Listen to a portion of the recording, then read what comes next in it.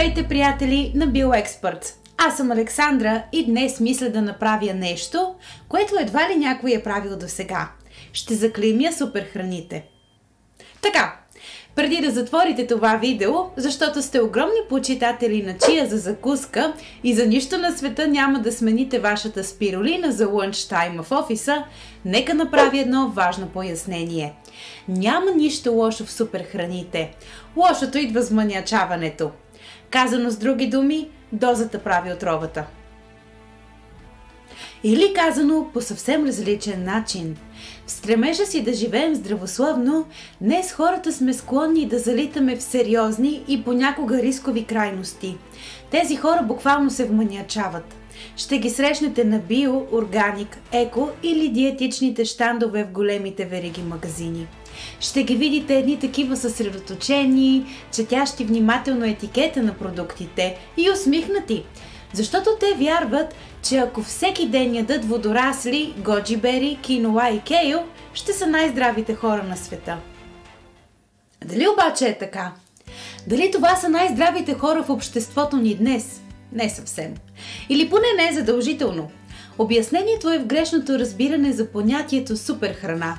Хайде да започнем оттам. Какво е суперхрана? Според Уикипедия, суперхрана е маркетингов термин за храна, за която се твърди, че носи ползи за здравето в резултат на изключителна хранителна плътност. Наистина терминът е маркетингов. А маркетингът е продажба. Ето защо по-точното определение за суперхрана, според мен, е храна, която има ползи за здравето и трябва да се продаде. С други думи, това са добри, но скъпи храни. В много случаи те са и екзотични храни, затова и цената им е по-висока. Има и друго определение за суперхрана, а именно хранителен продукт, който носи много и различни полезни и важни микро- и макроелементи. Тази дефиниция ми харесва повече на мен, но тя е по-малко вярна от предишната, защото липсва маркетинговата, продажбената част. Да се върнем на биощанда с суперхрани в магазина. Какво има там? Чия, киноа, водорасли, баобаб, бамбукови фибри, кълнове. И така нататък. И така нататък. На този щанд няма да намерите броколи, земна ябълка, плодове от чипка, целина, скумрия, грах.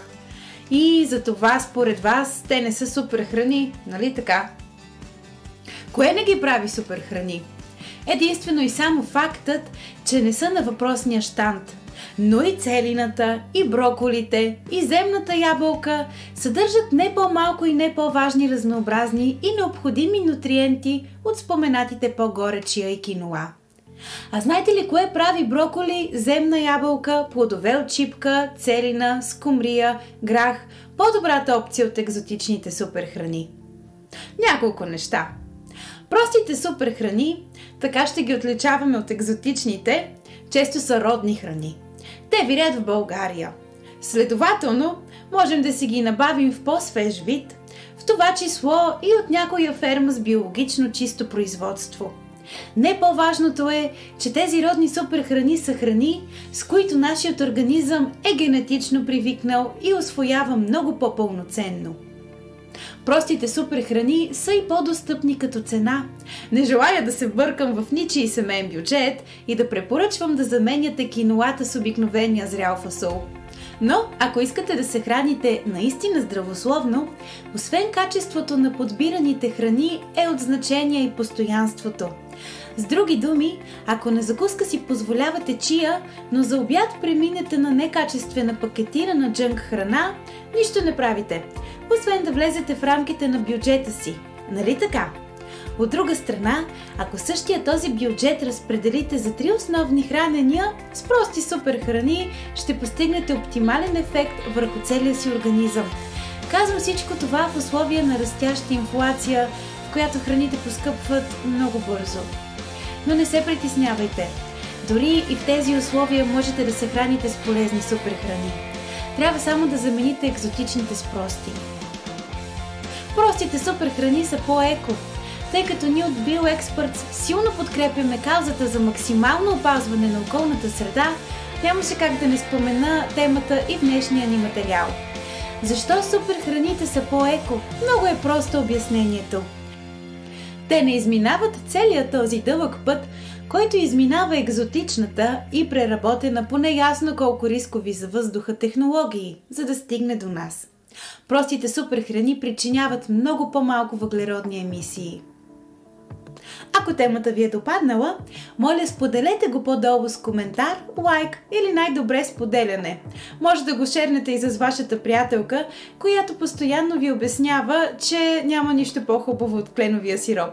Ако събера достатъчно лайкове и коментари, възнамерявам да направя продължение на това видео, в което ще ви покажа българските, достъпните, ефтините и доказано ефективните прости суперхрани, като алтернативи на екзотичните. Какво ще кажете? Напомням ви и да се абонирате за нашите видеа, ако още не сте го направили. Също така, можете да ни задавате въпроси, да ни препоръчвате теми, по които бихте искали да разговаряме и да ни споделяте каквото ви е на сърце. А сега чао от мен и до нови срещи!